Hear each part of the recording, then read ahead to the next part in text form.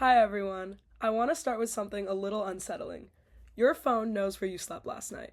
Your school may know when you look away from your laptop during an exam.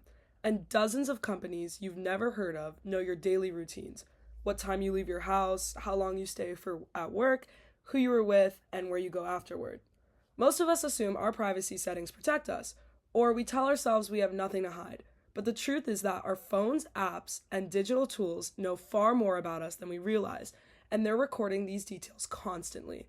Today, I want to talk about why digital privacy is basically an illusion, and why we shouldn't be expected to carry the burden of protecting ourselves. The goal of this video is to show how everyday technologies collect deeply personal information and why individual users can't realistically manage privacy on their own. Real privacy is something that has to be built into technology at a system level. It can't just rely on us toggling a few settings or opening incognito mode and pretending that makes us invisible. Companies build systems that collect data by default, and that means any real solution has to start with changing those systems. One of the clearest examples of this is location tracking. According to reporting by Valentino De Vries and her colleagues at the New York Times, thousands of apps collect constant, precise location data, sometimes tracking people every few seconds. And this data can reveal far more than just a dot on a map. It can show your workplace, your habits, your relationship, your routines, and even visits to places like medical clinics or shelters. When I read Daley Barnett's privacy guide for people seeking abortions, it made that danger feel even more real.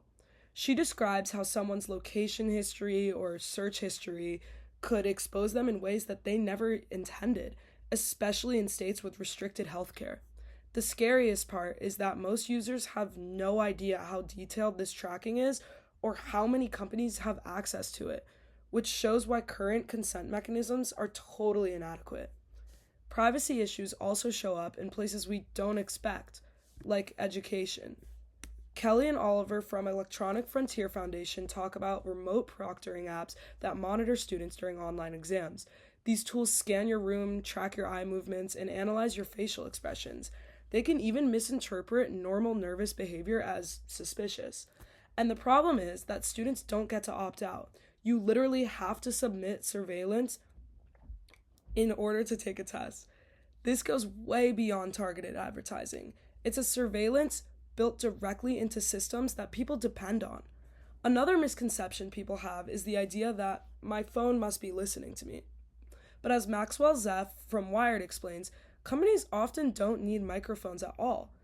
The data they already collect, your browsing patterns, your location, your social networks, the things you pause on, the places your friends go, all of that is enough to predict your behavior with almost creepy accuracy. So even our paranoia about phone microphones actually reveals something deeper. We underestimate how much data is already being gathered and how powerful it is when companies analyze it. And it's important to understand that these privacy risks don't affect everyone equally. Some groups face far more severe consequences. Barnett's work made this painfully clear when she talks about people seeking reproductive health care. Something as simple as a search history, a period tracking app, or a location ping could put someone at risk without them ever knowing. Privacy isn't just a philosophical issue. It's tied to physical safety, bodily autonomy, and people's ability to make personal decisions without surveillance. All of this points to a larger problem.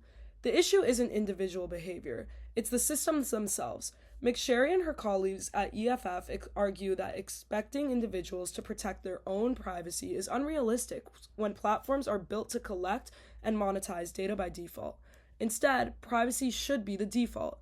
Companies should limit the data they collect, shorten how long they store it, and give users choices that are actually understandable and meaningful, not buried in menus or written in terms and conditions.